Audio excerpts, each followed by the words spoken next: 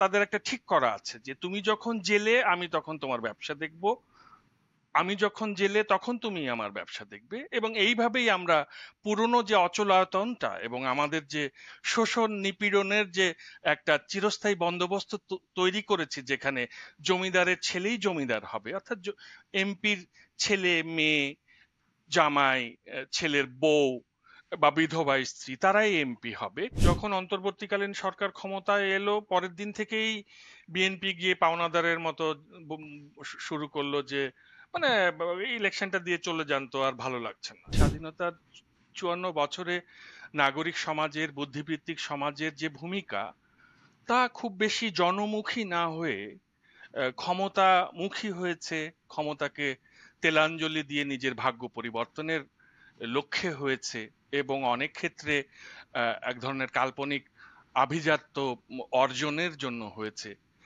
এই বেয়াই চক্রটা যাতে টিকে থাকে, এই কারণেই কিন্তু এই যে একটা নবীন কিশোর নেতৃত্ব আমাদের সামনে এসেছে, তাদেরকে চট করে আমাদেরকে কি করতে হচ্ছে, খারিজ করে দিতে হচ্ছে।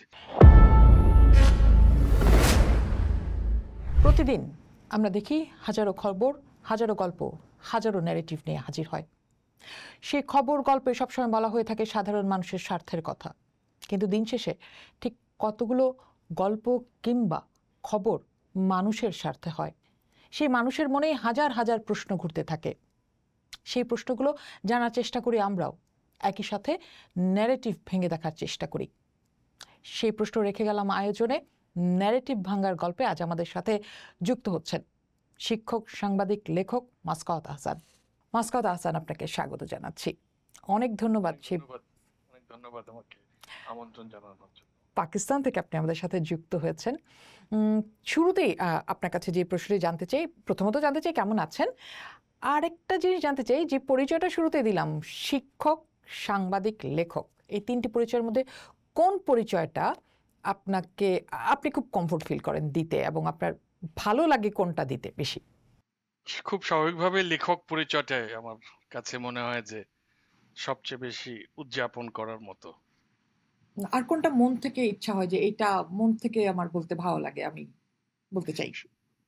সাংবাদিক পরিচয়টা তো রয়েই গেছে, এটা তো আমাদের বলা যায় যে জীবনের সঙ্গে এমনভাবে মিশে গেছে যে ওই পরিচয়টা আলাদাভাবে না দিলেও চলে। আর শিক্ষক পরিচয়টা, এটা তো একটা আকাঙ্ক্ষা সবসময় ছিল যে যে সাংবাদিকতা করলাম সেই অভিজ্ঞতাটাকে যদি ছাত্রদের মাঝে কিছুটা বিতরণ করা যায়, তাদের সঙ্গে শেয়ার করা যায়, তাদের কাছ থেকেও কিছু শেখা যায়। কাজেই সব মিলিয়ে আমার মনে হয় যে আমি আসলে জীবনটাকে কেঁদে ভাসিয়ে না দিয়ে আনন্দে উড়িয়ে দিতে চেয়েছি, সে কারণেই বেছে নিয়েছি এরকম কাজগুলো যা আমাকে সেই আনন্দ জন্যই দেয়। কি স্যাটায়ার বেছে নিলেন? যে মানে আমরা জানি যে আপনি আসলে সমাজ রাজনৈতিক প্রেক্ষাপট নিয়ে মূলত লেখেন, কিন্তু একটা সার্টেন টাইমের পর দেখলাম যে আসলে স্যাটায়ার আপনার লেখালেখিতে উঠে আসলো। এই স্যাটায়ার ভিত্তিক লেখার দিকে ঝুঁকে যাওয়ার কারণ কি?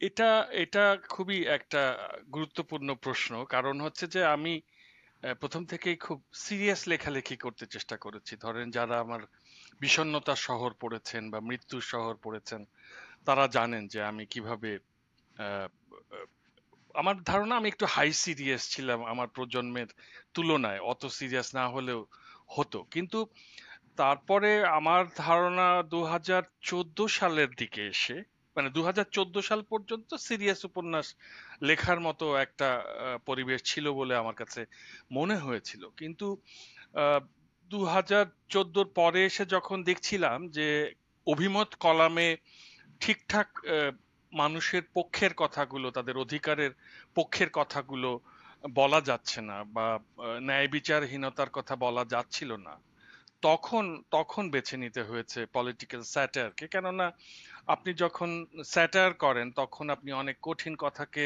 হাস্যরসের মধ্যে দিয়ে উপস্থাপন করেন, বা একটু ইউফেমাইজ করে নিতে পারেন, যেটা হয়তোবা ক্ষমতা কাঠামোকে একটু কম আঘাত হানে, আবার আপনি যেটা বলতে চান সেটাও তাদের কাছে পৌঁছায়।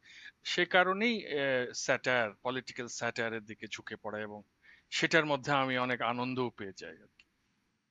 কিন্তু এটার জন্য নানা সময়ে আপনার কি বিরূপ মন্তব্য বা বিরূপ মন্তব্যের যে মজার ব্যাপারটা হচ্ছে যে আপনার যে ক্যারেক্টার তৈরি হয়েছে সেই জায়গাতে আপনি সবসময় স্যাটায়ারই লিখেন, মানে আমি অন্তত যেটা দেখি যে গত কয়েক বছরে, কারণ আমি আপনার সেই বিষণ্ণতা শহরের পাঠক, তো তখন থেকে এখন পর্যন্ত আপনার যে জার্নি আমি দেখেছি সেখানে এখন দেখতে পাই যে আপনি কখন সিরিয়াস লিখছেন সেখানেও মানুষের এক ধরনের প্রতিক্রিয়া, বিশেষ করে সামাজিক যোগাযোগ মাধ্যমে এক ধরনের প্রতিক্রিয়া দেখা যায়, তারা কনফিউজড আপনি কখন সিরিয়াস আর কোনটা স্যাটায়ার। এটা আপনাকে বিব্রত করে কি মাঝে মাঝে? না, আমি এটা এনজয় করি, কেননা এটা দেখেন, এটা হচ্ছে ডার্ক হিউমার। হ্যাঁ, যে আপনি একটা কথা বলেছেন, সেটাকে আহ, যারা এটাকে ইন্টারপ্রিট করছে সিরিয়াসলি, তারা এটাকে সিরিয়াসলি নিচ্ছে। যারা এটাকে ওভাবে ইন্টারপ্রেট করতে চাইছে না, তারা এটাকে স্যাটায়ার হিসেবে দেখছে। কারণ পাঠকের স্বাধীনতায় তো আমাদেরকে বিশ্বাস করতেই হবে যে শেষ পর্যন্ত পাঠকই হচ্ছে আসলে লেখকের দেবতা। সুতরাং আমি কখনো পাঠকের এই প্রতিক্রিয়ায় উষ্মা প্রকাশ করি না। আমি বরং উপভোগ করি যে অনেক সময় আমি যে কথাটা বলছি সেটাকে নানান দৃষ্টিকোণ থেকে দেখছেন পাঠকরা। যেহেতু বিশ্বাসের প্রসঙ্গটা আসলো সেই জায়গাটিতে একটু আসতে চাই, মানে এখনকার রাজনীতিতে আসতে চাই বিশ্বাস সূত্রটি ধরে। আপনি বিশ্বাস রেখেছেন 24-এর অভ্যুত্থানের পরে, জুলাই অভ্যুত্থানের সাথে যারা ছিলেন। একটা অসুস্থ ইঁদুর দৌড়ের সমাজের আমি আশা করিনি যে অগাস্ট বিপ্লবের মধ্যে দিয়ে, জুলাই বিপ্লবের মধ্যে দিয়ে 5 আগস্টের পরে একটা স্বর্গ রচিত হবে। এই বিশৃঙ্খলা হবে, এটা খুব স্বাভাবিক। কারণ আমরা ইতিহাসেই কখনো দেখিনি যে কোনো একটি বিপ্লব বা অভ্যুত্থানের পরে খুব দ্রুত সমাজটি স্বাভাবিক একটা জায়গায় চলে গেছে। যেহেতু আকাঙ্ক্ষা সেই অর্থে ছিল না, সেখানে আমার মনে হয়েছিল যেহেতু এই জুলাই বিপ্লবের ম্যান্ডেট নিয়েই সরকারটি এসেছিল এবং এটি একটি অন্তর্বর্তীকালীন সরকার, কাজেই কাজেই এর এর এর কাছ থেকে সেইভাবে জবাবদিহি প্রত্যাশা করার জায়গা নেই। আমরা বরং নেক্সট স্টেপের দিকে তাকাবো, যে একটি নির্বাচন অনুষ্ঠিত হবার পরে একটু থামাই কথা বলবো। হ্যাঁ, যারা যে ঠিক আছে, আমরা সবাই জানি আপনার ভাষায় বিপ্লব, আমাদের ভাষায় অভ্যুত্থান বা বিপ্লব অভ্যুত্থান পৃথিবীর নানা দেশে যখন ঘটেছে তার পরবর্তী অবস্থানগুলিতে বিশৃঙ্খল অবস্থা থাকে। কিন্তু বিপ্লবের সাথে যারা সংশ্লিষ্ট থাকেন তারা যে দাবিগুলো নিয়ে, যে অধিকারের প্রশ্নগুলো তুলে এই বিপ্লব বা অভ্যুত্থান ঘটিয়েছেন, তারাও যখন একই পথে হাঁটেন সেটা কি ঘটে বা সেটা কতটা কাঙ্ক্ষিত থাকে, বা এই মুহূর্তের যারা ছাত্র নেতৃত্ব তাদেরকে নিয়ে আপনি কতটা আশাবাদী থাকতে পারছেন, যাদের হাত ধরে আমরা যদি বলি যে সামনে যাদেরকে আমরা দেখেছি? আপনি যেভাবে কোট আনকোট একই পথে হাঁটেন বলেছেন, এই এই এই এই এই এই জায়গাটাতে আমার একটা ছোট্ট আপত্তি আছে। কেননা ধরুন, আমার কাছে মনে হয়েছে যে আমরা তো 54 বছর ধরে স্বাধীন বাংলাদেশের নাগরিক, এবং আমরা দেখলাম যে এদেশে কোনোভাবেই সুশাসন প্রতিষ্ঠিত হয়নি, এবং দুর্নীতি হয়ে দাঁড়িয়েছে এখানে রাজনীতির উদ্দেশ্য, দুর্নীতি হয়ে দাঁড়িয়েছে এখানে সরকারি চাকরিতে যাবার উদ্দেশ্য, দুর্নীতি হয়ে দাঁড়িয়েছে ক্ষমতা কাঠামোর কোলাবরেটর হয়ে ভাগ্য পরিবর্তনের একটা একটা কি বলবো মাধ্যম। সেই সমাজটাতে আহ আমার তো ধারণা ছিল যে 15 বছরে বাংলাদেশ কিভাবে লুণ্ঠিত হয়েছে, কি বিপুল পরিমাণ অর্থ সম্পদ দেশের বাইরে পাচার হয়ে গেছে, সেই বিষয়টি সম্পর্কে আরো বেশি অনুসন্ধান হবে, আরো বেশি আলোচনা হবে। কিন্তু সেইখানে আমরা দেখেছি যে খুব গভীর মনোযোগের সঙ্গে ম্যাগনিফাইং গ্লাসের নিচে ফেলে এই যে জুলাই বিপ্লবে যারা নিজেদের জীবনপণ লড়াই করেছে, মৃত্যু মুখ থেকে ফিরে এসেছে, তাদের মধ্যে যে ভ্রান্তিগুলো ঘটছিল, সবসময় প্রত্যেকটা বিপ্লবের পরে কিছু বিপ্লবী উদ্দেশ্যহীন হয়, বিশৃঙ্খল হয়, তারা বেপুথু হয় বা ভুল পথে পরিচালিত হয়। এ, তাদের উপরে আমরা ম্যাগনিফাইং গ্লাস ফেলে এমন একটি আলোচনা শুরু করলাম যাতে করে কিনা আহ, আগের যে ফ্যাসিস্ট শাসন আমলটি সেটিকে খানিকটা লঘুকরণও করা যায়। আমার কাছে মনে হয়েছে যে সমালোচনাও প্রয়োজন আছে, কিন্তু কোনো কোনো সমালোচনা ছিল ম্যাগনিফাইং গ্লাসের নিচে ফেলে একটা ছোট্ট জিনিসকে অনেক বড় দেখানো, আর বড় জিনিসকে ধীরে ধীরে অপশ্রিয়মান হতে দেখার চেষ্টা। সেক্ষেত্রে কি আপনার মনে হয় যে এই জায়গাটিতে অন্তত আপনার ভাষায় যদি আমি বলি যে বাংলাদেশের সুশীল বিদ্বান সমাজ আপনি যেভাবে একটু ক্রিটিক করে বলেন যে এদের আসলে একটা বড় ভূমিকা দেখা যাচ্ছে, কারণ আপনি আপনার কিছু লেখায় বলেছেন যে এদের মধ্যে আসলে আওয়ামী লীগের ভূত আবারও দেখা যাচ্ছে।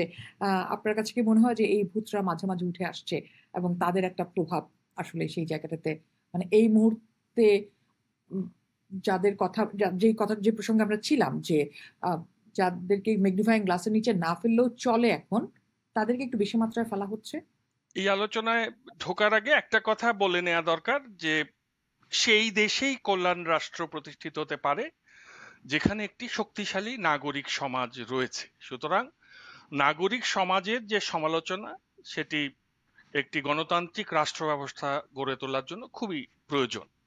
সেদিক থেকে আমি খুব ঢালাওভাবে এই নাগরিক সমাজের সবাইকে এইখানে এনে ফেলতে চাই না, কিন্তু একটা বিষয় তো আমরা দেখেছি, সেটা হচ্ছে যে স্বাধীনতার ৫৪ বছরে নাগরিক সমাজের, বুদ্ধিবৃত্তিক সমাজের যে ভূমিকা, তা খুব বেশি জনমুখী না হয়ে ক্ষমতামুখী হয়েছে।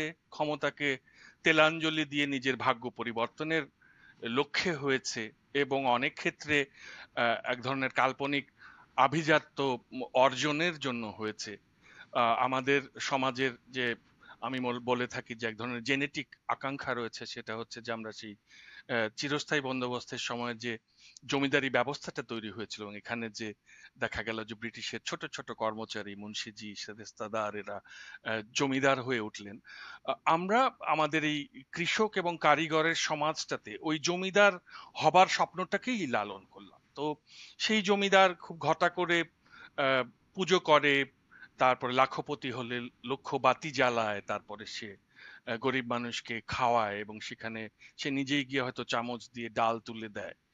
সেই জমিদারের স্ত্রী, উনি হয়তো অন্নদাত্রী হিসেবে পরিচিত তার এলাকায়। ওইরকম একটা স্বপ্ন আমাদের মনে গেঁথে যায়। ফলে আমরা আসলে শেষ পর্যন্ত একটু শিক্ষিত হলে, একটু খানিকটা অ্যাফ্লুয়েন্স এলে, অনেক সময় সৎভাবে এলেও আমাদের আকাঙ্ক্ষাটা থাকে ওই জমিদারটা হবার। কিন্তু আমরা যে এনলাইটেনমেন্টের কথা বলে থাকি, যে এনলাইটেনমেন্টের সূত্র ধরে, আর যাই হোক, আপনি দেখুন দ্বিতীয় বিশ্বযুদ্ধের পরে ইউরোপ কল্যাণ রাষ্ট্র প্রতিষ্ঠার চেষ্টা করেছে। সেই সমাজ থেকে তারা বৈষম্যের চিন্তাটাকে দূর করে দিয়ে মানুষে মানুষে ভেদাভেদটা কমাতে চেষ্টা করেছে, অন্তত চিন্তার জগতে। কিন্তু আমাদের সমাজে যেরকম রেসিজম রয়েছে, সেটা আপনি দেখবেন না সেখানে। আমাদের এখানে ধরুন একজন খুব শিক্ষিত মানুষ, অনেকটা সংস্কৃতি করেন, তিনি এসে যেরকম ভাবে ছোট লোক শব্দটি ব্যবহার করেন, বস্তি শব্দটি ব্যবহার করেন, এরকম আপত্তিজনক অভিব্যক্তি সত্যি একটা একটা আহ, জনাব সভ্য বাস্তব, আমি সুষম একটু সমাজে জানতে চাই, থাকতে আপনার পারে। প্রায় লেখায় আমি এটা দেখেছি।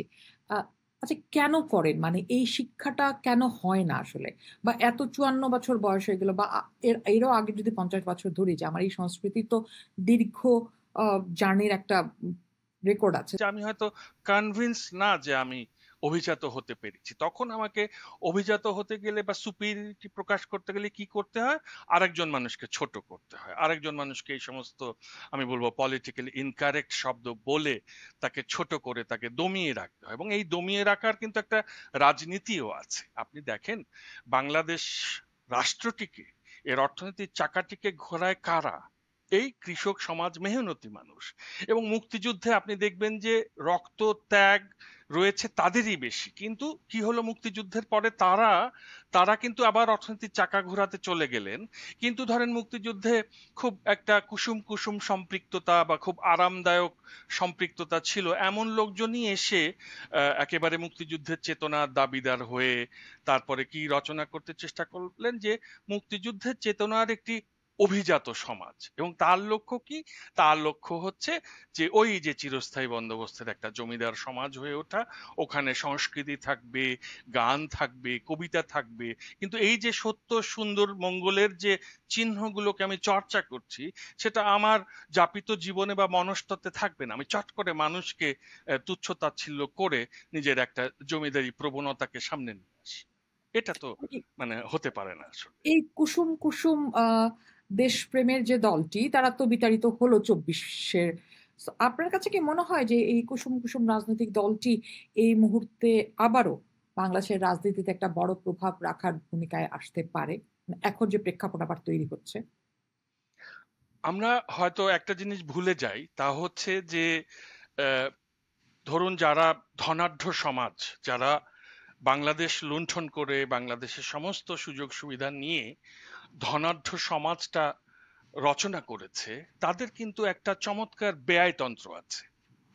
হ্যাঁ, আপনি রাজনীতির মঞ্চে হয়তো একটি রাজনৈতিক দল আরেকটি রাজনৈতিক দলকে নিয়ে অনেক কটু কথা বলছে, তেতো কথা বলছে, খারিজ করে দিচ্ছে, কিন্তু আপনি দেখবেন যে তাদের পারিবারিক সম্পর্কের ক্ষেত্রে তারা এমন ভাবে একটি ব্যয় বৃক্ষ রচনা করেছে, আপনি বাংলাদেশের ক্ষমতা কাঠামো থেকে এই ব্যয় বৃক্ষকে কখনো উপড়াতে পারবেন না। এ কারণে এক ব্যয় পালিয়ে ভারতে চলে গেলে দেখা যাবে যে আর এক ব্যয় তার যে সম্পদ সেখানে রেখে গেছে, যে ব্যবসা বাণিজ্য রেখে গেছে, সেগুলো দেখাশোনার একটা সুন্দর দায়িত্ব নিয়ে নিচ্ছে।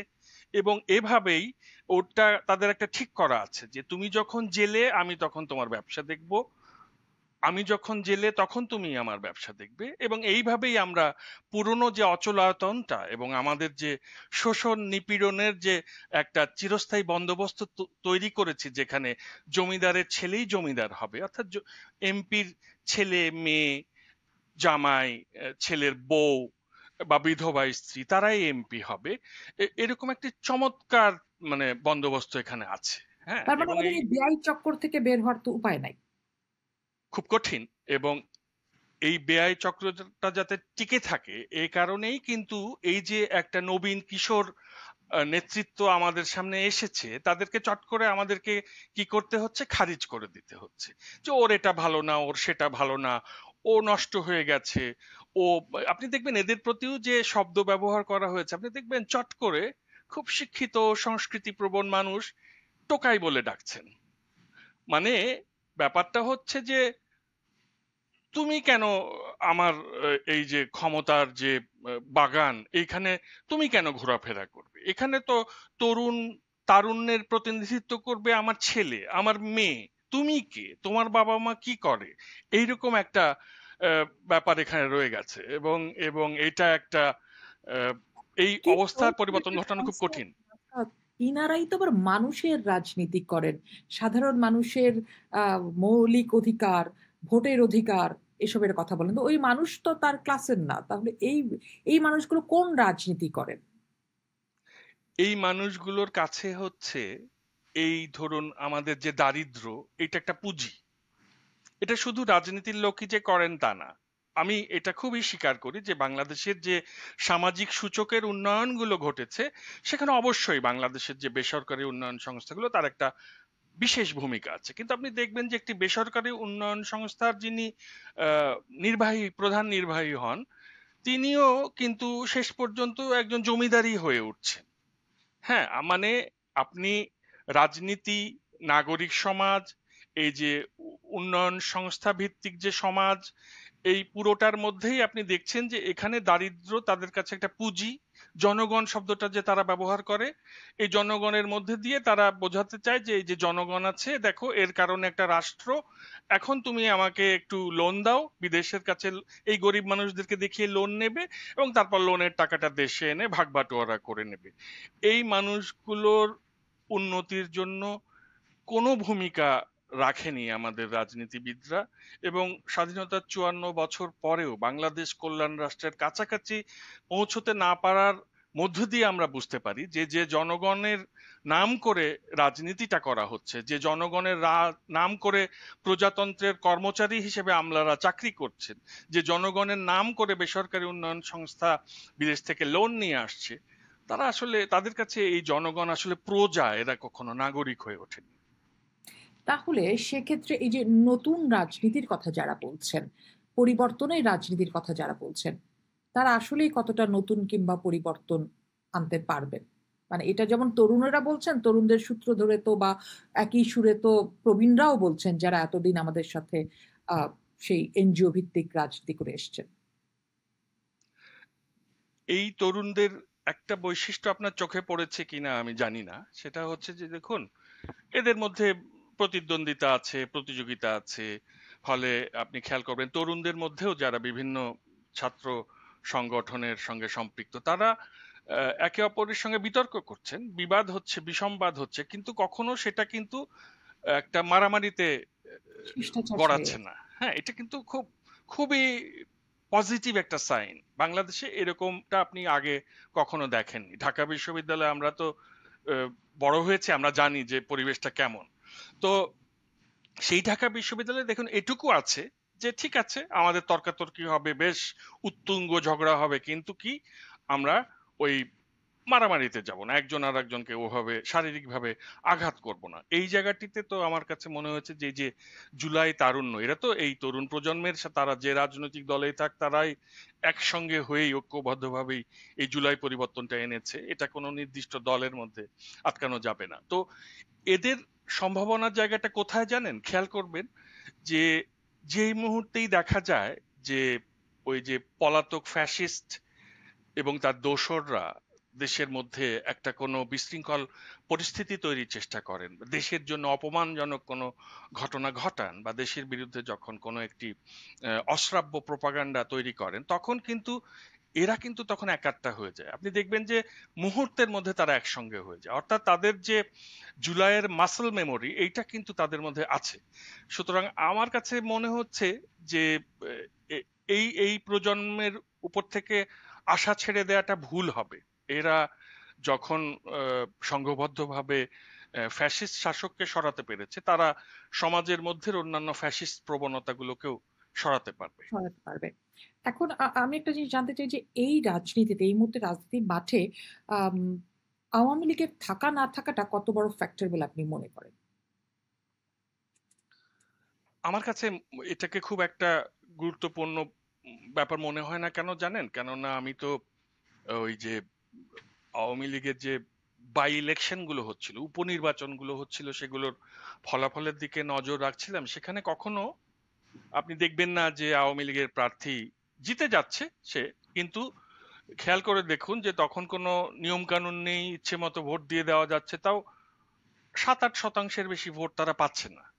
সুতরাং যে যতই নানান রকম আহ, মানে জরির মখমল দিয়ে জরিপ করে নিয়ে আসুক, এই আপনি খুব বেশি যে ভোটার আওয়ামী লীগের অবশিষ্ট ছিল তা আমার কাছে মনে হয় না। এবং এই আওয়ামী লীগের মধ্যেই অনেক ক্রিটিক্যাল লোকজন রয়েছেন, যারা দেখবেন যে জুলাই আহ, বিপ্লবের সময় তার ছেলে মেয়ে রাস্তায় চলে গেছে, তারা অনুমতি দিয়েছেন, এবং তারা তারা নিজেরাও আসলে একটা গণতান্ত্রিক রাষ্ট্রই দেখতে চান। সেদিক থেকে আসলে নির্বাচনে যারা উপস্থিত থাকবে, প্রতিযোগিতাটা তাদের মধ্যেই হবে। আওয়ামী লীগকে অনেক বড় ফ্যাক্টর হিসেবে দেখানো হচ্ছে, কিন্তু আমি মনে করি যে এই যে তারুণ্যের যে একটা উত্থান ঘটেছে না, এই ব্যাপারটাকে আমরা ইগনোর করছি। আমাদের হাতে আছে সেই 91, 96 আর 2001 আর 2008-এর ভোটের প্যাটার্নের কিছু আহ, পরিসংখ্যান, সেগুলো নিয়ে আমরা ভাবছি যে আমাদের ডেমোগ্রাফিটা, জনমিতিটা ঠিক ওইখানেই বসে আছে। তা তো না। এখন আপনার জনসংখ্যার যে বিপুল সংখ্যক তরুণ, এবং তারা দেখেছে যে এই যে পুরনো চিরস্থায়ী বন্দোবস্তের রাজনীতি, তার মধ্যে দিয়ে কোনো কিছু অর্জিত হয়নি, বাংলাদেশটা আজও রাষ্ট্র হিসেবে গড়ে ওঠেনি। সে কারণে আহ, তাদের মধ্যে আকাঙ্ক্ষা হচ্ছে যে অন্তত তারা ইন্টারনেটের সুযোগের কারণে গোটা বিশ্বে কল্যাণ রাষ্ট্র বা গণতান্ত্রিক রাষ্ট্র বলতে যা দেখে তার কাছাকাছি কিছু একটা বিনির্মিত হোক, এই আকাঙ্ক্ষাটা তাদের রয়েছে। সুতরাং এই ভোটাররা একটা খুব গুরুত্বপূর্ণ তার ভূমিকা মানে রাখবে। এবারে নির্বাচনে ডিসাইসিভ বড় ফ্যাক্টর হতে যাচ্ছে তরুণ ভোটাররা, যারা আসলে গত 2 টার ভোট দেওয়ার কোনো সুযোগ পায়নি। এই মুহূর্তে দেখা যাচ্ছে যে সবাই বলছে যে আওয়ামী লীগ, আমি যে প্রশ্নটাতে ছিলাম, যে আওয়ামী লীগ হচ্ছে যে একটা বড় ফ্যাক্টর হতে যাচ্ছে সামনের দিনে। জামাত বলছে যে আওয়ামী লীগকে ফেরানোর ক্ষেত্রে বিএনপি একটা বড় ভূমিকা রাখছে।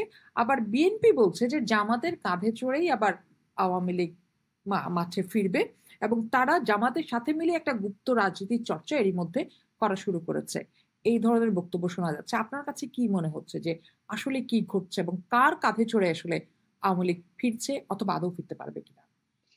আওয়ামী লীগের আপনি তো খেয়াল করেছেন নিশ্চয়ই যে তাদের যে অনুশোচনাহীন, অনুতাপহীন সোশ্যাল মিডিয়া অ্যাক্টিভিজম গত 1 বছরের বেশি সময় ধরে, উম, তাতে করে যেটা হয়ে দাঁড়িয়েছে সেটা হচ্ছে যে তাদের এই কথাবার্তা কার্যকলাপ এগুলো ভূতের নৃত্যে পরিণত হয়েছে এবং সে কারণে এটাকে হয়তো it's blown out of proportion, এদেরকে অনেক বড় করে দেখা হচ্ছে। আপনি খেয়াল করে দেখবেন যে আহ, শেখ হাসিনার মতো মহাশক্তিধর মহাপরাক্রমশালী নেত্রী পরাজিত হবার পর কোন কোন ধরনের লোকদের সঙ্গে কি কি ভাষায় কথাবার্তা বলছেন, তাদেরকে কি ধরনের ইনস্ট্রাকশন দিচ্ছেন, তার মধ্যে তো কোনো রাজনৈতিক প্রতীতি আমরা লক্ষ্য করছি না এবং এর মধ্যে কোনো ইতিবাচক বা গঠনমূলক রাজনৈতিক মনোভঙ্গিও নেই। কাজেই আমার মনে হয় যে বিএনপি এবং জামাতের মধ্যে যেটা আওয়ামী লীগ নিয়ে কথাবার্তা সেটা খানিকটা প্যারানয়া। আবার এটা তো ঠিক যে এই দুটো রাজনৈতিক দল স্বীকার না করলেও তাদের কারো কারো নেতারা পলাতক নেতাদের ব্যবসা বাণিজ্য দেখাশোনা করছেন বা সেটা খুব জমিদারিটা খুব সুন্দর করে সামলাচ্ছেন, ফলে তাদের মাথায় এই চিন্তাগুলো হয়তো আসছে। কিন্তু এখানে আমার মনে হয় না যে আওয়ামী লীগ এমন কোনো ফ্যাক্টর, এবং এটাকে আসলে আলোচনার মধ্যে আওয়ামী লীগের যেহেতু আপনি জানেন যে একটা কালচারাল উইং রয়েছে, যেটাকে কালচারাল ফ্যাসিজম বলা যায়, সেই ইতালির আহ, মুসোলিনি যেভাবে কালচারাল অ্যাক্টিভিজমের মধ্যে দিয়ে লেখক শিল্পী কবি তারপরে চলচ্চিত্র অভিনেত্রী খেলোয়াড় এদেরকে তার দলে গুছিয়েছিলেন, শেখ হাসিনা একই কাজ করেছিলেন। এবং যেহেতু এই মানুষগুলো দেখছে যে তারা রুলিং এলিট নয়, তাদের আর সেই রাষ্ট্রীয় অনুষ্ঠানে গিয়ে পিঠাপুলির আসরে সেই মানে হেসে গড়াগড়ি দেবার পরিবেশ নেই, দামি দামি বা জামদানি। ধরুন ওই যে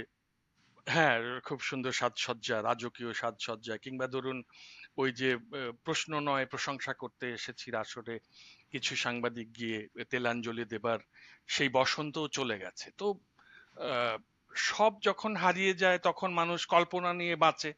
আপনি জানেন সেই গল্পটা তো আমার মনে হয় যে আপনাদের এলাকার না কোথাকার আমি জানি না, যে ওই যে একসময় জামবাটিতে গরম দুধ থাকতো, তাতে ফু দিয়ে দিয়ে আর কি ওই দুধটা খেতাম। তো এখন জামবাটিও নাই, সেই গরম দুধও নেই, শুধু রয়ে গেছে ফুটা।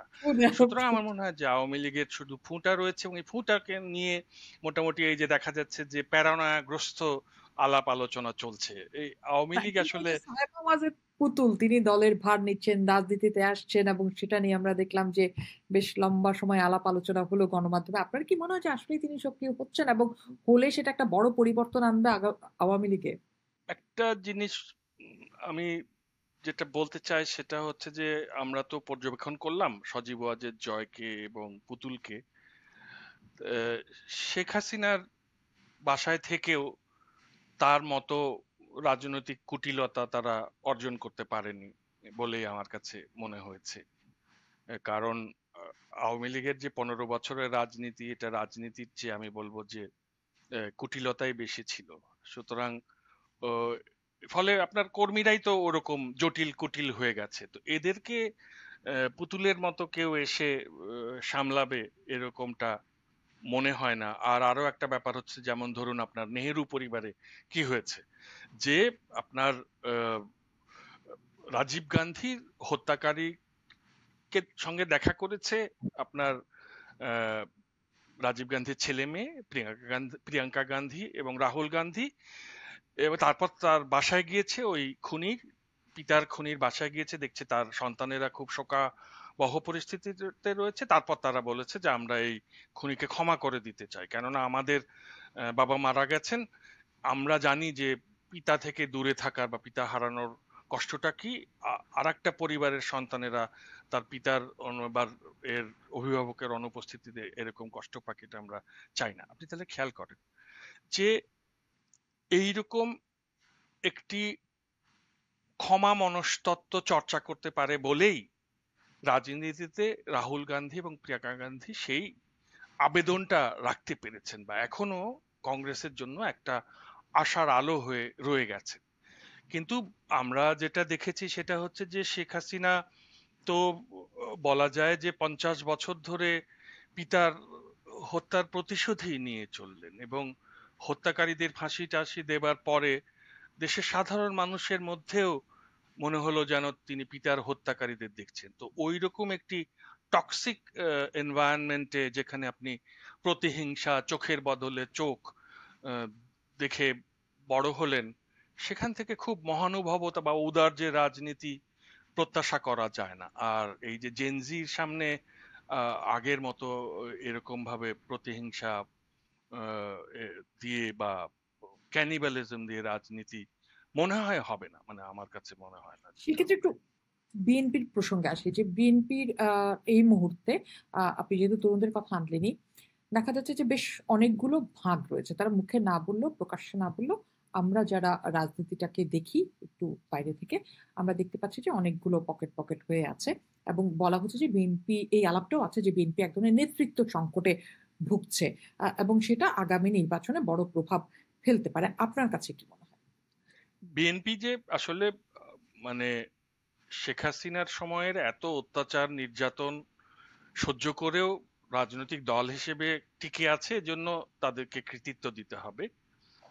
কিন্তু যেটা হয়েছে 17 বছর ক্ষমতা থেকে দূরে থাকার কারণে বিএনপির যে তৃণমূলের কর্মীরা তারা দারিদ্র্যে নিপতিত হয়েছিল, এবং সে কারণে দেখা গেছে যে জুলাই বিপ্লবের পর থেকে 5ই আগস্টের পর থেকে বিএনপির তৃণমূলের নেতাকর্মীদের বিরুদ্ধে আপনার চাঁদাবাজির অভিযোগ উঠেছে। মানে ওই আওয়ামী লীগের যে মাস্তানরা ছিল তারা তাদের যে চাঁদাবাজির রাজ্যপাট ফেলে গেছে, ওই সাম্রাজ্যটা দখল নিয়ে নিয়েছে বিএনপির নেতাকর্মীরা, এরকম খবর মূল মেন স্ট্রিম মিডিয়ায় এসেছে এবং বিভিন্নভাবে আলোচিত হয়েছে। আমার কাছে মনে হয়েছে যে বিএনপির ওই জায়গাটাতে ফোকাস করা দরকার ছিল, এবং তারা বেশ কিছু নেতাকর্মীকে বহিষ্কার করেছে, কিন্তু ওই জায়গাটাতে তারা ফোকাস না করার জন্য আমার ধারণা যে জনপ্রিয়তায় তারা পিছিয়ে গেছে। তা না হলে কিন্তু আপনি খেয়াল করে দেখেন যে গত 17 বছরের কষ্টের মধ্যে দিয়ে বিএনপি কিন্তু জনপ্রিয় হয়ে উঠেছিল, এবং আমরা আমাদের সাংবাদিকতার নৈর্ব্যক্তিকতা ভেঙে বিএনপির প্রতি কিন্তু সিম্প্যাথেটিক হয়েছে, আমরা কিন্তু তাদের প্রতি সহমর্মিতা জ্ঞাপন করেছি। কিন্তু এই সহমর্মিতাটা তারা 1 বছরে হারিয়ে ফেললো কিভাবে? ওই যে আপনি যদি ওই একই ব্যাপার থাকবে যে দেশের আহ, মানে নিরন্ন সাধারণ মানুষ তাদের উপরে এক ধরনের চাঁদাবাজির রাম রাজত্ব কায়েম হবে, আহ, তাহলে তাহলে তো ব্যাপারটা একই থেকে গেল। আমার আওয়ামী লীগের লোককে চাঁদা দিতে, আওয়ামী লীগের লোকের দুর্নীতিতে, তাহলে আমার প্রবলেম কি ছিল? দুর্নীতি যদি থাকবে, চাঁদাবাজি যদি থাকবে, এইটা না, এইটা আমার মনে হয় বিএনপির ফল্ট লাইন একটা। না, আপনি তো শুরুতেই বললেন যে বেআই বাণিজ্য তো রয়েই গেছে। আচ্ছা, আরেকটা জিনিস কি আপনার কাছে মনে হয় যে এখন পর্যন্ত এই দলটি তার যে মধ্যপন্থার রাজনীতি এই জায়গাটিতেও এক ধরনের সংকটে ভুগছে বা উম, সে ঠিক বুঝাতে পারছে না সাধারণ মানুষকে বলে মধ্যপন্থার রাজনীতি একজন। বিএনপির আমার কাছে যেটা মনে হয়েছে যে দেখুন, বিএনপি সম্মুখ সমরে মুক্তিযুদ্ধে অংশগ্রহণ করা মুক্তিযোদ্ধার সংখ্যা কিন্তু বিএনপিতে বেশি। তা সত্ত্বেও আমরা তো বড় হওয়ার সময় দেখলাম পুরো সময়টাতে আওয়ামী লীগ এবং তার যে কালচারাল উইং তারা সবাই মিলে বিএনপিকে স্বাধীনতার বিপক্ষের শক্তি বলে দিল। এবং এটা তো একটা কি যে আপনাকে গোত্রচ্যুত করা, মানে আপনি ব্রাহ্মণ থেকে আপনাকে শূদ্র বানিয়ে দেওয়া হলো, যেহেতু আপনি স্বাধীনতার বিপক্ষে শক্তি তকমা পেয়ে গেলেন। এই তকমাটা বিএনপিকে এত কষ্ট দিয়েছে যে আহ, তারপরে জামাতের সঙ্গে একীভূত করে বারবার এখনো ভারতের মিডিয়ায় দেখবেন যে বিএনপি জামাত একসঙ্গে তারা উচ্চারণ করে, এবং খেয়াল করে দেখবেন যে বারবার যখন আমরা বলেছি যে আমার মনে হয় যে 90-এর মতো যদি দুই নেত্রী একসঙ্গে বসে একটা সমঝোতায় পৌঁছাতে পারেন তাহলে এই অচলাবস্থা নিরসন হতে পারে, তখন তারা বলেছে যে তেলে আর জলে, আওয়ামী লীগ বলেছে তেলে আর জলে মিশ খায় না, কোথায় শেখ হাসিনা, কোথায় খালেদা জিয়া, তাদের সঙ্গে আমরা বসতে পারবো না, ওই আবার ব্রাহ্মণ্যবাদ আর কি। তো এর ফলে বিএনপির যেটা হয়েছে যে তাদের যে হীনমন্যতা তৈরি হয়েছিল ওটাকে কাভার আপ করতে তারা হলো কি, তারা স্লোগান দিতে শুরু করলো। কোন স্লোগানগুলো? যেই স্লোগানগুলো আওয়ামী লীগ 15 বছর ধরে দিয়ে এই যে মানুষকে ইতস্তত রাজাকার, স্বাধীনতার বিপক্ষের শক্তি, এই সমস্ত কথাবার্তা বলে মানুষকে যেভাবে আওয়ামী লীগ তুচ্ছতাচ্ছিল্য করতো, ওই ব্যাপারগুলো বিএনপির কথাবার্তায় চলে এলো। তার মানে আপনি কি অবাস্তব রাজনীতি আপনি খেয়াল করেন যে যে সমস্ত কথা বলে আওয়ামী লীগ দেশ ছাড়া হয়েছে, যেই সমস্ত অশালীন ট্যাগিং এর কারণে শেখ হাসিনার বিরুদ্ধে ফুঁসে উঠেছে পুরো তরুণ প্রজন্ম, তারপর দেশের মেহনতি মানুষ, সাধারণ মানুষের সঙ্গে যোগ দিয়েছে। সেই দৃশ্য দেখার পরে, সেই দৃশ্যের মধ্যে থাকার পরে, সেই বিপ্লবে অংশ নেবার পরে এসে আবার শেখ হাসিনার সেই শব্দ ভান্ডার থেকে শব্দ ব্যবহার করে সাধারণ মানুষকে গালিগালাজ করছেন, প্রতিপক্ষকে গালিগালাজ করছেন। তো রাজনৈতিক সংস্কৃতির যদি এ, পরিবর্তন না করে বরং আওয়ামী রাজনৈতিক সংস্কৃতিকে কেউ বরণ করে, এটা তো আমার কাছে মনে হয় যে একটা আত্মঘাতী রাজনীতি।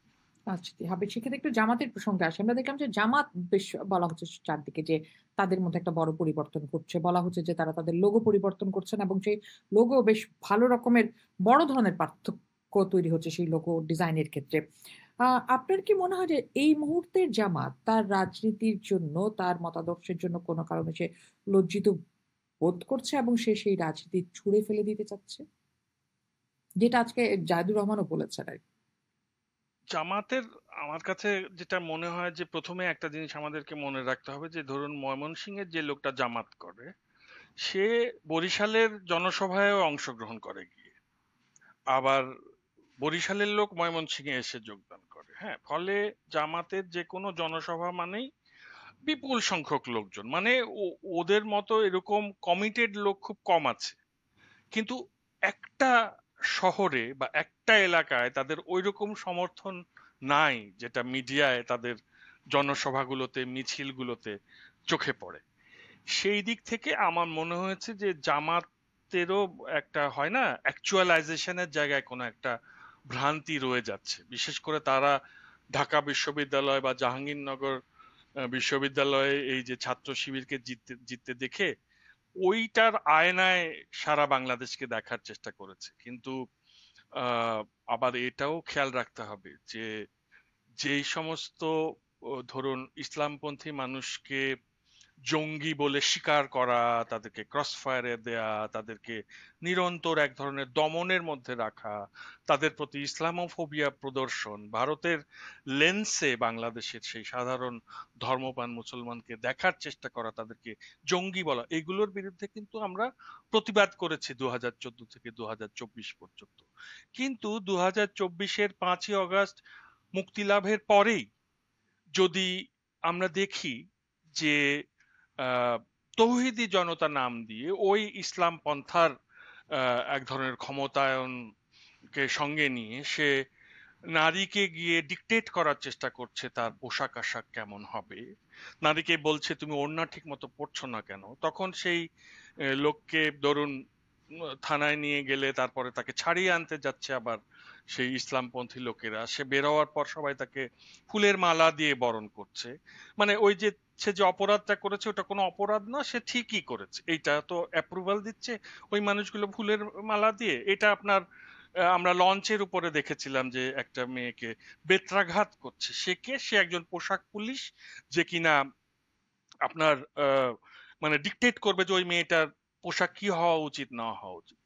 সেও, পুলিশ তাকে ধরে নিয়ে যাওয়ার পর সেও যখন মুক্ত হলো আমি আবার ফুলের মালা। দেখেছি মানে গান, আমি মানে বিভিন্ন ঘটনা আছে, একটা দুটা ঘটনা নয়। মানে আমি এই দুটো ঘটনাকে উল্লেখ করলাম এই জন্য যে ওর মনস্তত্ত্বটা দেখাতে চেষ্টা করলাম যে যে কিনা আওয়ামী লীগের দ্বারা নিপীড়িত ছিল, যে মজলুম ছিল, সে কিনা এখন এসেছে নিপীড়ক হয়ে যাচ্ছে এবং সেইখানে সফট টার্গেট হিসেবে নারীকে প্রথম খুঁজে নিচ্ছে। এরপর কি ধরেন আমাদের মাজারগুলো, হ্যাঁ, সেইখানে যে মানুষগুলা থাকে, আপনি তো এটা তো সবাই জানে যে এই পুরো দক্ষিণ এশিয়াতে ইসলাম ধর্ম জনপ্রিয় হয়েছিল আসলে ইসলামের এই কোমল চেহারার মধ্যে দিয়ে, মাজারগুলোকে কেন্দ্র করে। আমাদের দেশে আমরা তো দেখি যে দেশের বিভিন্ন এলাকায় বঙ্গদেশ। আউলিয়াদের মাজার রয়েছে এবং সেগুলোকে কেন্দ্র করেই ইসলাম এখানে জনপ্রিয় হয়েছিল। অথচ তৌহিদি জনতা তারা তারা সেটাকে খারিজ করে দিয়ে আহ, মাজার ভাঙতে শুরু করলো। তো ব্যাপারটা হচ্ছে যে স্বাধীনতা পাওয়ার পরেই দ্রুত সেই স্বাধীনতার অপব্যবহার করলে সাধারণ মানুষ কিন্তু সেটা দেখে। বাংলাদেশে সাধারণ মানুষ ধর্মপ্রাণ, কিন্তু ধর্ম নিয়েই কেউ যদি তার সঙ্গে জোর জবরদস্তি করতে আসে তাহলে সে সে সেটাকে অ্যাপ্রুভ করে না। সে হয়তো মুখে বলছে না, না কিন্তু কিন্তু এটা পরে তাদের অভিমতটা প্রকাশ পাবে ভোটের ব্যালটে। সুতরাং আমার মনে হয় যে জামাতও তার ভুলটা করেছে গত এক বছরে, তাদের রাজনীতি বা ইসলামপন্থীরাও এই ভুল করেছে। সেক্ষেত্রে জনাব আসফাত, আপনার কাছে একটা বিষয় একটু জানতে চাই, কারণ আপনি যেহেতু বিভিন্ন দেশে ঘুরেছেন, বিভিন্ন সংস্কৃতির সাথে আপনার পরিচয় রয়েছে, আম, আপনার সেই ঘোরার তালিকায় নিশ্চয়ই অনেক উগ্রবাদী দেশও রয়েছে। বাংলাদেশে এই মুহূর্তে সেই উগ্রপন্থার বিস্তার আহ, হবে বলে কি মনে হয়, বা উগ্র ডানপন্থার উত্থান হচ্ছে বলে কি আপনি মনে করেন? কারণ বিভিন্ন রাজনীতিবিদের কণ্ঠেও কিন্তু এই শব্দের ব্যবহার দেখা যাচ্ছে। এবং আপনি জাস্ট এই মুহূর্তে যে কথাগুলো শেষ করলেন, সেটি কি কোনো বার্তা দেয়? আমি আসলে যেটা লক্ষ্য করলাম সেটা হচ্ছে যে ধরুন সেই 9/11 কে কেন্দ্র করে, টুইন টাওয়ার হামলাকে কেন্দ্র করে যে ধরনের ইসলামী সন্ত্রাসবাদ বা ইসলামের নামে উগ্রপন্থা পৃথিবীব্যাপী তৈরি হয়েছিল, সেটার ভাটার কাল চলেছে গত 10 বছর ধরে। ধরুন এটা এক যুগ মতো বেশ আহ, ভালোভাবেই চলেছে, তারপর থেকে কিন্তু এটার ভাটার কাল শুরু হয়েছে। ফলে আপনি পৃথিবীর অন্যান্য যে মুসলিম সংখ্যাগরিষ্ঠ দেশগুলো রয়েছে সেখানে এই ইসলামী সন্ত্রাসবাদের খবর কি আজকাল আর সেভাবে পান? আপনার কি চোখে পড়ে? আমার মনে হয় যে পড়ে না। এবং যেটা ঘটছে সেটা হচ্ছে যে এই ধরুন সৌদি আরব, যেখানকার মিথকে নিয়ে বাংলাদেশে এক ধরনের একটা কঠোর ইসলাম প্রতিষ্ঠার চেষ্টা চলেছে, সেই সৌদি আরবে যে ধরনের রিফর্ম চলছে, সেখানে যেভাবে নারী শিক্ষা, সংস্কৃতি, চলচ্চিত্রের বিকাশ ঘটছে, তাতে করে বাংলাদেশে ধরুন আমরা উগ্রপন্থার যে চেহারাটা গত এক বছরে দেখলাম সেটা অস্বাভাবিক। এবং এই অস্বাভাবিকতার একটি কারণ আছে, সেটা হচ্ছে যে এই যে ধরুন ভারতে 2014 সাল থেকে যে উগ্র হিন্দুত্ববাদ বিকশিত হলো এবং সেইখানে যে হিন্দুত্ববাদী সরকারও এখন রয়েছে, তারা যখন শেখ হাসিনাকে সমর্থন করে বাংলাদেশে এক ধরনের ইসলামোফোবিয়ার লেন্স চালু রেখেছে, তখন এর প্রতিক্রিয়ায় বাংলাদেশে ঠিক তার কন্ট্রাভাউচার তৈরি হয়েছে, অর্থাৎ উগ্র ইসলাম পন্থা তৈরি হয়েছে। অর্থাৎ পৃথিবীর অন্য কোনো মুসলিম সংখ্যাগরিষ্ঠ দেশে আপনি কিন্তু এই উগ্র ইসলাম পন্থা দেখবেন না যা বাংলাদেশে দেখছেন। এর কারণ হচ্ছে যে এটা ওই ভারতের অভিঘাত, কারণ এটা তো একটা বড় পুকুরের মতো। ভারতের যদি একটা বড় ঢিল পড়ে তার অভিঘাত তো থাকবে দক্ষিণ এশিয়ার অন্যান্য দেশে। কাজেই এটা আসলে, এবং আমার কাছে মনে হয়েছে যে ভারতের জন্য কিন্তু একটা একটা উইন উইন সিচুয়েশন। আপনি খেয়াল করে দেখেন, সেই 9/11-এর পরে যে ইসলামোফোবিয়া তৈরি হলো, তার ফসল আহ, যুক্তরাষ্ট্রের আমেরিকার রিপাবলিকানরা ঘরে তুলতে না পারলেও নরেন্দ্র মোদী কিন্তু তার ফসলটা তার ঘরে তুলেছেন, যে তারা ক্ষমতায় গেল। সুতরাং বাংলাদেশে যদি এই উগ্র ইসলাম পন্থাটা বিস্তার লাভ করে, সেটাতে কিন্তু ভারতের যে সরকার রয়েছে বা ক্ষমতা কাঠামো রয়েছে তাদের লাভ। তারা দেখাতে পারবে যে ওই যে দেখো বাংলাদেশে একটা একেবারে। উগ্র ইসলাম পন্থা হচ্ছে, সুতরাং আমাদেরকে ক্ষমতায় রাখো, আমরা এটাকে দমন করব। তো এখন আমাদের আসলে এই একটা সমস্যা রয়ে গেছে যে প্রতিবেশী যদি আরেকটু বন্ধুত্বপূর্ণ চোখ দিয়ে বাংলাদেশকে দেখতে পারতো, তাহলে হয়তো অভ্যন্তরীণ অনেক সমস্যা অভ্যন্তরীণ ভাবেই সমাধান করে যেত। কিন্তু আসলে বাংলাদেশে যে ঘটনাগুলো ঘটে, তার কোনগুলো অভ্যন্তরীণ আর কোনগুলোতে বহির্দেশীয় কোনো সংযোগ রয়েছে তা খুঁজে পেতে বেশ সংকট হয়। তো উগ্র ইসলাম পন্থার আবেদন সাধারণ মানুষের মধ্যে নাই, কিন্তু এই যে যতক্ষণ আপনার হিন্দুত্ববাদী ভারত খাঁড়ার মতো ঝুলে থাকছে একটা আগ্রাসন নিয়ে, ততক্ষণ পর্যন্ত ওই ইসলামকে আঁকড়ে ধরার চেষ্টা হচ্ছে তার আত্মপরিচয়ের জন্য, তার আত্মরক্ষার জন্য। এইরকম একটা কমপ্লেক্স সিচুয়েশন তৈরি হয়েছে, যেটা আমি জানি না যে কিভাবে এখান থেকে এটাকে প্রশমন করে বাংলাদেশ সমাজকে আমরা একটা স্বাভাবিকতার জায়গায় নিয়ে আসবো। না, সেক্ষেত্রে একটা জিনিস একটু জানতে চাই আপনার কাছে, সেটা হচ্ছে যে আমরা যেমনটা দেখতাম যে বাংলাদেশে বেশ দীর্ঘ সময় ধরেই ভারত কার্ড এবং পাকিস্তান কার্ড ব্যবহার করা হতো। এবং দেশের ভেতরেও আমরা যেমন দেখেছি যে ট্যাগিং এর পলিটিক্স দেখি যে এই মুহূর্তে ভারতের যেহেতু একটা হিন্দুত্ববাদী রাষ্ট্র ভীষণভাবে আমাদের পাশের চারপাশ ঘিরে আছে, সেখানে ইসলামের উপর চাপ বাড়বে, বা এই ধর্মের উপরে চাপ বাড়বেই। সেটা মাথায় রেখেই কি আসলে জামায়াত ইসলামী তার নিজের পরিবর্তন আনতে চাচ্ছে, নাকি দেশের মানুষের কথা ভেবে সে তার নিজের মধ্যে পরিবর্তনটা আনতে চাচ্ছে? আবার জামায়াত ইসলামী যে যে রাজনীতি করে সে তো বলে যে তার রাজনীতি আসলে যে আদর্শে নির্মিত সেটাই আল্লাহর কাছ থেকে আসা বা ঐশ্বরিকভাবে পাওয়া, সেখানে আসলে খুব বড় পরিবর্তন তারা করতে পারবে না। তাহলে ঠিক কেমন হতে যাচ্ছে সামনের দিনে জামায়াতের রাজনীতি? সামনের দিনে জামাতের রাজনীতি কেমন হতে যাচ্ছে সেটা জামাতই বলতে পারবে। তবে ধর্মভিত্তিক রাজনৈতিক দল, ধরুন একটা ভালো উদাহরণ আছে জার্মানির, সেটা খ্রিশ্চান ডেমোক্র্যাট, যারা আঙ্গেলা মেরকেল যেটার নেত্রী ছিলেন।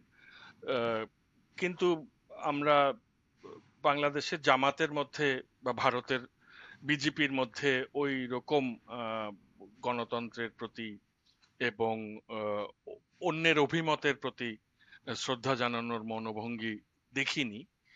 এখন জামাত হয়তো চেষ্টা করছে সময়ের সঙ্গে সঙ্গে নিজেকে একটু অভিযোজিত করতে, কিন্তু জামাত যেন বেশি আশা না করে ফেলে আর কি। আমার কাছে কেন জানি মনে হচ্ছে যে জামাত হয়তো অনেক বেশি আশা করছে, মানে নিজের আহ, যে সক্ষমতা তার তুলনায় নিজেকে অনেক বড় ভাবলে হয় কি, শেষে গিয়ে অনেক হতাশ হতে হয়। জামাত আসলে এত বড় রাজনৈতিক দল নয় যত বড় সে নিজেকে ভাবছে, মানে একেবারেই রাষ্ট্র ক্ষমতায় চলে যাব এরকম স্বপ্ন আহ, হয়তো ভঙ্গ হতে পারে। কারণ মনে রাখতে হবে যে এই যে নতুন প্রজন্মটি আছে তারা কিন্তু আসলে আহ, কট্টর জাতীয়তাবাদী বলেন আর কট্টর ধর্মবাদী বলেন, এগুলোকে তারা খুব একটা পছন্দ করে না। এবং আমি আসলে জামাতের এই রূপান্তরটা লক্ষ্য করছি। কিন্তু আমাদেরকে তো প্র্যাকটিসে দেখতে হবে, আমাদেরকে তো দেখতে হবে যে সোশ্যাল মিডিয়ায় ইসলাম পন্থার পক্ষে যারা কথা বলছে তারা কিরকম আচার আচরণ করছে, নারীর প্রতি তার দৃষ্টিভঙ্গি কি, এগুলো তো আমাকে দেখতে হবে। ধরুন সিপি গ্যাং এর মতো করে, আওয়ামী লীগের যে সিপি গ্যাং যারা নারীর সঙ্গে অনেক আজে বাজে কথা বলতো, তারা ওই মুক্তিযুদ্ধের চেতনার প্ল্যাকার্ড নিয়ে ঘুরতো, দেখা যেত যে বঙ্গবন্ধুর ছবি আর শেখ হাসিনার ছবি ঝুলিয়ে রেখে একজন নারীকে সে গালিগালাজ করছে। একইভাবে যদি দেখা যায় যে এখন এই জামাতের একটা ছেলে বা ইসলামপন্থী একটি ছেলে উপরে কাভারের মধ্যে দোয়া দরুদ লিখে রেখেছে, আর এসে একজন নারীকে যা মুখে আসছে সে কথা বলে অশালীন আচরণ করছে, তাহলে তো কি হলো? তার মানে কি ওই মুক্তিযুদ্ধের চেতনা আর ইসলামের চেতনা দুটোই যদি অপব্যবহৃত হয়, তাহলে তা তো সাধারণ মানুষের জন্য খুব কষ্টকর হয়ে দাঁড়াবে। সে কারণেই আমার ধারণা যে সাধারণ মানুষ তাদের আচার আচরণটাকেই দেখবে, তারা মুখে কি বলছে, কি অঙ্গীকার করছে, ওই অঙ্গীকার শোনার দিন হয়তো বা চলে গেছে, বরং প্র্যাকটিসে আপনি কি করছেন আচ্ছা, সেটাই বেশি গুরুত্বপূর্ণ হয়ে উঠবে। প্র্যাকটিসের প্রশ্নে যেহেতু আসছেন, সেটা একটু আপনার লেখা থেকে একটু কোট করতে চাই, যে আপনি একবার লিখেছিলেন সোশ্যাল মিডিয়ায় যে 15 বছর আমাদেরকে পোশাক, লাইফস্টাইল, মতাদর্শ সেটা একভাবে চাপানো হয়েছে। সেই বিরূপ অভিজ্ঞতার ভেতর দিয়ে আমরা গিয়েছি। সেই লাইন থেকে আসতে চাই যে এখনো কি আবার সেই চাপানোর, এক ধরনের চাপিয়ে দেওয়ার চেষ্টা দেখতে পান কোথাও? সেটা সেটা একটা রয়েছে, কেননা ধরুন আওয়ামী লীগের সময় আপনাকে কি করতে হবে, আপনাকে নকশি পাঞ্জাবি পরে আহ, রবীন্দ্রসঙ্গীত শুনে মাথা দোলাতে হবে, বা কুচি দেয়া শাড়ি পরে আপনাকে দেখতে অনেকটা অপর্ণা সেনের মতো লাগতে হবে। এই গেল একটা সময়। এখন আমরা 24-এর মানে 5 আগস্টের পর থেকে আবার দেখছি যে আপনার একটু দাঁড়িয়ে থাকতে হবে, এবং আপনার চেহারার মধ্যে এক ধরনের ধর্মীয় আলো থাকতে হবে, বা আপনি যদি ধরুন হিজাব পরেন তাহলে আপনাকে অনেক বেশি ধর্মঘন মনে হবে। মানে সবকিছু পোশাকে চলে আসছে। আগে যেমন আপনার বাঙালি জাতীয়তাবাদ চলে এসেছিল পোশাকে, অভিব্যক্তিতে, এখন আবার ইসলামী চেতনাটা চলে এসেছে পোশাকে, হ্যাঁ, অভিব্যক্তিতে। সবই প্রদর্শনবাদিতা আর কি। এবং এদের প্রবলেমটা হচ্ছে যে এরা নিজে একটা কিছু করছো বাবা করো, এটা আরেকজনের উপরে চাপাতে যাওয়ার চেষ্টা করা কি দরকার? মানে একটা আমরা তুরস্কে দেখি যে একটা মেয়ে স্কার্ট পরে যাচ্ছে, আর একটা মেয়ে হিজাব পরে গল্প করতে করতে যাচ্ছে ট্রামে, একজন ভদ্রলোকের সুন্দর দাড়ি টুপি পরা মানুষ স্যুট পরা একজন মানুষের সঙ্গে গল্প করতে করতে যাচ্ছে। তাহলে আপনার ইস্তাম্বুল শহরে যদি এরকম একটি সহ অবস্থান থাকতে পারে, যে পাকিস্তানকে মোটামুটি ভাবে ভারতের লেন্সে আমরা এক ধরনের আহ, খুবই কট্টর ইসলাম পন্থার দেশ হিসেবে প্রতিবিম্বিত করি, সেইখানে মেয়েরা যে পরিমাণে ওয়েস্টার্ন আউটফিট পরে, এবং বিশ্ববিদ্যালয়ে দেখা যায় যে সেখানে তো কিছু হিজাব পরা মেয়ে আছে, কিন্তু মুখ খোলা অবশ্যই, কেননা শিক্ষা প্রতিষ্ঠানে মুখ খোলা থাকতে হবে। আর তাও আবার এই মেয়েরা আমার কাছে ব্যাখ্যাও করেছে, আমি যেহেতু তাদের শিক্ষক, যে এই রাস্তার এই বাসে আসতে হয় বা অনেক সময় কমিউট করতে হয়, সে সময়টা তারা এ করে, কিন্তু পারিবারিক অনুষ্ঠানে, এমনকি বিশ্ববিদ্যালয়েও একটা সাংস্কৃতিক অনুষ্ঠানে বা থিয়েটারে, তখন ওটা খুলে সে তার মতো করে আহ, তার পোশাক যেটা পছন্দ সেটা সে বেছে নিচ্ছে। তো পৃথিবীর অন্যান্য আহ, মুসলিম সংখ্যাগরিষ্ঠ দেশে যদি পোশাকের স্বাধীনতাটা থাকে, নানান রকম পোশাক পরা মেয়েরা যদি একটা সমাজে স্বাভাবিকভাবে বিরাজ করতে পারে, বাংলাদেশে কেন পারবে না? বাংলাদেশে কেন আমাকে ঘুরে ফিরে হয় জোড়াসাঁকোর ঠাকুর পরিবারের পোশাক আশাক পরতে হবে, অথবা সৌদি শেখ হয়ে ঘুরতে হবে? কেন? মানে এটা আমার কাছে খুবই মানে অস্বাভাবিক একটা চাওয়া মনে হয়, যে আমি যেরকম পোশাক পরবো ওই রকম পোশাক আর একজন মানুষকে পরতে হবে। মানে এই পোশাক পুলিশ হবে কেন মানুষ? এটা অস্বাভাবিক মনস্তাত্ত্বিক একটা প্রকাশ। এই ধরনের মানুষদের আমার মনে হয় যে এক ধরনের আত্মপরিচয়ের সংকট আছে, এবং এবং অবশ্যই যেটা আছে সেটা একটা জমিদারি মনস্তত্ত্ব। মানে আগে ছিল জোড়াসাঁকোর ঠাকুর পরিবারের জমিদার, এখন হয়েছে ইসলামী জমিদার। শেষ পর্যন্ত ওই জমিদারিটাই আমাদের সমাজে ঘুরে ফিরে। সেই জমিদারের সাথে যদি একটু যোগ করে নেই, মানে আলাপের শেষের দিকে যেহেতু চলে এসেছে, জিও পলিটিক্স ইস্যুতে একটু আসি। যে আমরা একটা সময় দেখতাম যে ভারত কার্ড খেলা হচ্ছে, পাকিস্তান কার্ড খেলা হচ্ছে।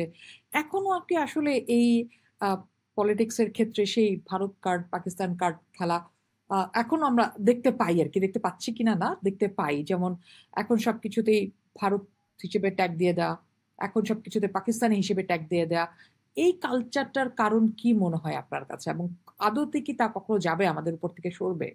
বাংলাদেশে এই যে ধরুন পাকিস্তান কার্ড আর ইন্ডিয়ান কার্ডের যে ছড়াছড়িটা, এটা তো দীর্ঘদিন ধরেই চলছে। আহ, যদিও আহ, আমার কাছে মনে হয় যে পাকিস্তানের লোক বাংলাদেশের লোককে এতটা মনে করে না যতটা বাংলাদেশের লোক পাকিস্তানের লোককে স্মরণ করে এইভাবে, কাউকে পাকিস্তানি ট্যাগ দিয়ে। আবার হুম। ভারতের লোকও এত বাংলাদেশের মানুষকে স্মরণ করে না যতটা বাংলাদেশে স্মরণ করা হয় ভারতীয় ট্যাগ দিয়ে। আহ, ব্যাপারটা হচ্ছে যে এই ট্যাগিং এর রাজনীতিটা হচ্ছে একটা অশালীন রাজনীতি, এবং এই অশালীন রাজনীতিটাকে আমরা দেখেছি যে প্রথমে জনপ্রিয় করেছে আওয়ামী লীগ। কারণ আওয়ামী লীগের মধ্যেই এই ব্যাপারটা বেশি ছিল, যে চট করে লোকজনকে একটা কিছু বলে দাও, মানে কাউকে একজনকে স্বাধীনতার বিপক্ষের শক্তি বলে দেওয়া, কাউকে একজনকে পাকিস্তানপন্থী বলে দেওয়া, মানেই যেন আওয়ামী লীগের যে লোকটা বলছে সে সে বিরাট একটা অভিজাত লোক হয়ে যাচ্ছে, এবং সে বাংলাদেশের মালিক হয়ে যাচ্ছে, সেই ঠিক করছে বাংলাদেশের মানুষের নাগরিকত্ব, বাংলাদেশের মানুষ কে কোন দেশে থাকবে, এগুলো। পরে আমরা দেখলাম যে এই যে প্রত্যেক ক্রিয়ার একটি সমান বিপরীত প্রতিক্রিয়া থাকে, নিউটনের তৃতীয় সূত্র, সেটা অনুসরণ করে ওই মুড়ি মুরগির দরে ভারতের ভারতপন্থী, ভারতের দালাল ইত্যাদি কথাবার্তা আহ, চালু হয়ে গেল 5ই আগস্টের পর থেকে। তখন আবার এটাও চলতে থাকলো অত্যন্ত অশালীন ভঙ্গিতে, যেন এই কথাই বলে দিলে যে লোকটা বলছে সে একটা বিরাট আধিপত্য কায়েম হলো তার, সেই এই মুহূর্তে দেশের মালিক হয়ে গেছে, এবং অন্য লোকজনকে সে ইচ্ছা মতো দেশ থেকে বের করে দিবে। আওয়ামী লীগ যেরকম বলতো যে পাকিস্তানের চইলা যাও, ওইটা আবার এখন ভারতের চইলা যাও হয়ে গেছে। তো আমার ধারণা যে এই সমস্ত যে আহ, মানে অশালীন কথা বলাটা কিন্তু আমাদের সমাজের একটা বিরাট সমস্যা। আপনি যদি খেয়াল করে থাকেন তাহলে বুঝবেন যে আপনি পৃথিবীর যে কোনো দেশের সোশ্যাল মিডিয়াকে আপনি একটু দেখার চেষ্টা করেন, দক্ষিণ এশিয়ারও অন্যান্য দেশগুলোর, এরকম ভাবে মানুষকে ট্যাগায়িত করা, তকমা দেয়া, তুচ্ছ-তাচ্ছিল্য করা, এটা আর কোনো দেশের সোশ্যাল মিডিয়ায় দেখি না। এবং এটা যখন আমি দেখি তখন আমার খুব দুশ্চিন্তা হয় আমাদের সমাজকে, যে ঠিক আছে, আমরা পর্যন্ত বা তার পরের যারা আমাদের একটু জুনিয়র তারা পর্যন্ত না হয় এই একটা ভুল আহ, একটা একটা অশালীন সংস্কৃতির মধ্যে বড় হলাম। আমাদের পরের প্রজন্মটা যাকে ঘিরে আমাদের স্বপ্ন তাদের মধ্যেও যদি আমরা এই জিনিসগুলো ঢুকিয়ে দিয়ে যাই, মানে আমাদের তৈরি করা অশ্লীলতার অভিধানগুলো যদি আমরা আমাদের পরবর্তী প্রজন্মের হাতে দিয়ে যাই যে নাও এই ট্যাগগুলো আছে, এগুলো বললে তোমাকে জমিদারের মতো দেখাবে, অন্যরা একেবারে তুচ্ছ হয়ে যাবে, এইটা যদি হয় তাহলে কিন্তু বাংলাদেশ সমাজের এগোনো খুব কঠিন হবে। একটা জিনিস মনে রাখতে হবে যে বাংলাদেশের নাগরিক যারা তারা বাংলাদেশেই থাকবে, এইটা তার একটা অধিকার। এইখান থেকে কাউকে পাকিস্তানে পাঠিয়ে দেওয়া বা কাউকে আহ, ভারতে পাঠিয়ে দেবার অধিকার কাউকে দেয়া হয়নি। এবং আরো একটা ব্যাপার সেটা হচ্ছে যে বাংলাদেশের একটা মানুষ কখনোই এই পাকিস্তানপন্থী বা ভারতপন্থী নয়। কেউ যদি পন্থী হয় তাহলে তার তো কাজে কর্মেই এটা বেরিয়ে আসবে, সে তো মানে আপনি দেখা যাবে যে যে একটা সরকার পরিবর্তনের পরে একটা লোক দেখা যাবে যে পালিয়ে পাকিস্তান চলে যাচ্ছে রাজনৈতিক নেতা, বা পালিয়ে ভারতে চলে যাচ্ছে। মানে ব্যাপারটা হচ্ছে যে আমরা তো কোনোদিন এই যে বিএনপি কে যে সারা জীবন আওয়ামী লীগ পাকিস্তান পন্থী বললো, কোনোদিন বিএনপির কোনো নেতাকে বা এমনকি জামাতের নেতাকে আমরা দেখিনি যে পাকিস্তানে গিয়ে আশ্রয় নিয়েছে, দেশের মধ্যেই থেকেছে, কারাগারে গেছে, কষ্ট পেয়েছে।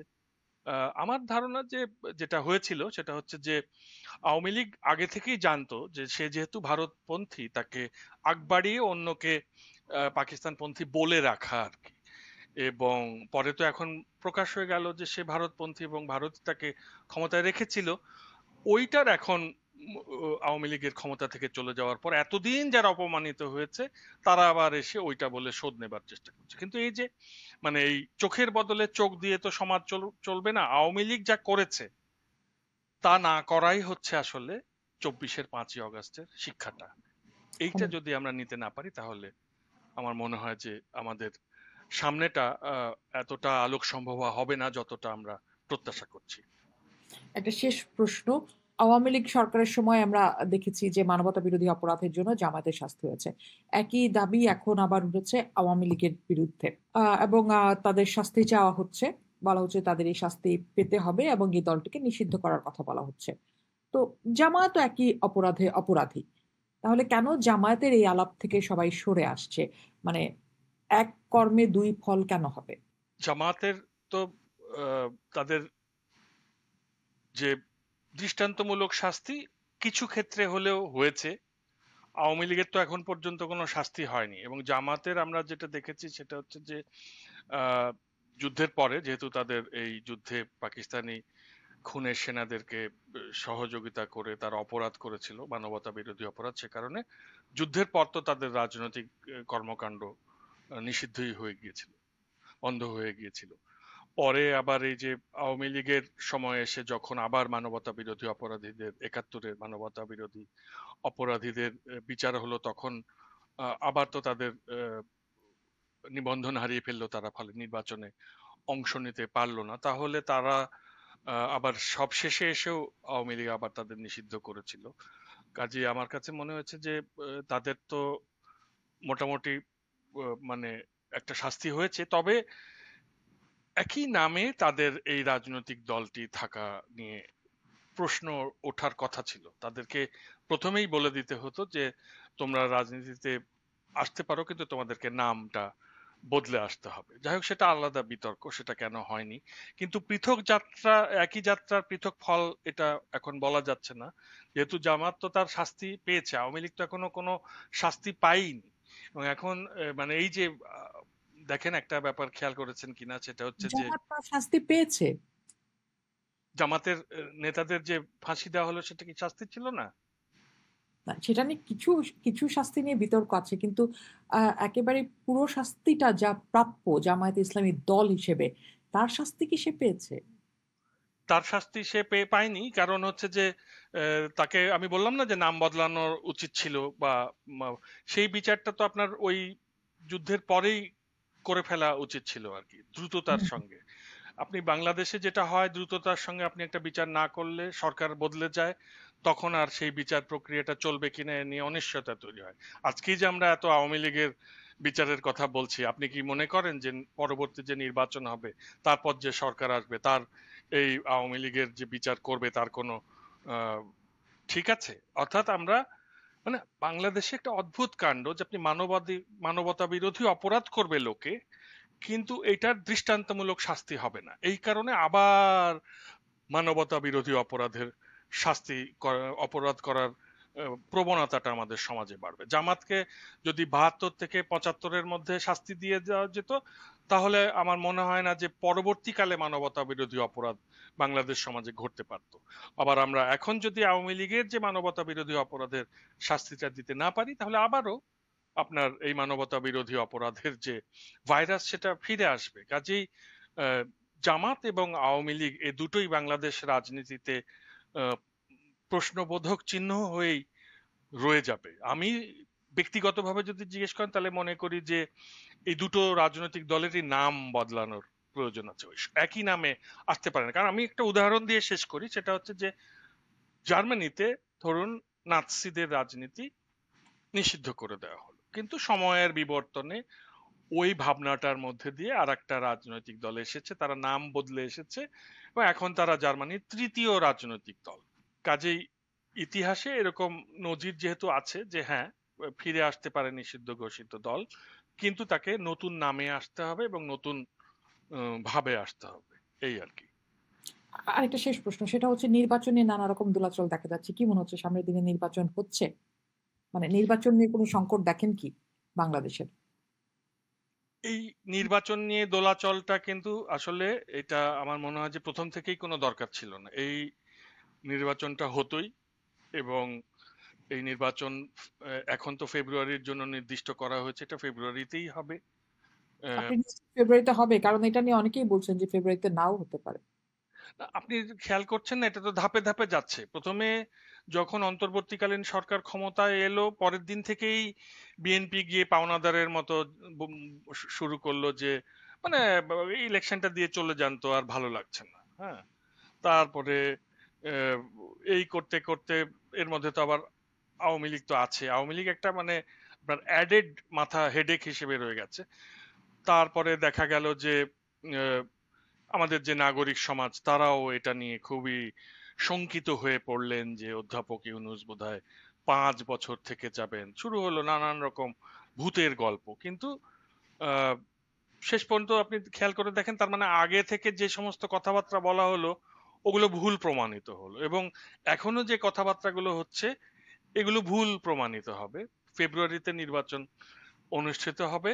আমার মনে হয় যে আমাদের সমাজে আসলে যে সমস্যাটা নাই, সেই সমস্যাটা নিয়ে আমরা আলাপ করতে বেশি পছন্দ করি, কিন্তু সমাজের এই মুহূর্তে যে সমস্যাগুলো আছে সেটাকে সমাধানে আমাদের আর খুব একটা মনোযোগ নাই। সারাক্ষণ একটা অজানা আশঙ্কা তৈরি করা এবং এর মধ্যে দিয়ে সমাজে এক ধরনের অস্থিরতা তৈরি করে রাখার মধ্যে এক ধরনের স্যাডিজম খুঁজে পাই কিনা আমি জানি না। অনেক ধন্যবাদ। স্যাডিজম খুঁজে না পেলেও আশার স্বপ্ন আমরা সবাই দেখতে চাই, মানে আশার স্বপ্ন না, আশা রাখতে চাই সামনের দিনের জন্য। অনেক ধন্যবাদ জনাব মাসকাত আমাদের সাথে সময় দেওয়ার জন্য। নিশ্চয়ই আগামীতে আরও কথা হবে। ভালো থাকবেন। আমাদের সাথে যুক্ত ছিলেন জনাব মাসকাত আহসান। আহ, বলছিলেন যে এদেশের মানুষ কোথাও না কোথাও হয়তো স্যাডিজম খুঁজে পায়, কিন্তু এদেশের মানুষ স্বপ্ন দেখতে চায় ভালো থাকার জন্য। সেই ভালো থাকতে যা যা করণীয় সব কিছুই করতে চাই আমরা। আমাদের সাথেই থাকুন। পোস্ট দেখুন, ভাবুন, করুন। পোস্টের সাথেই থাকুন।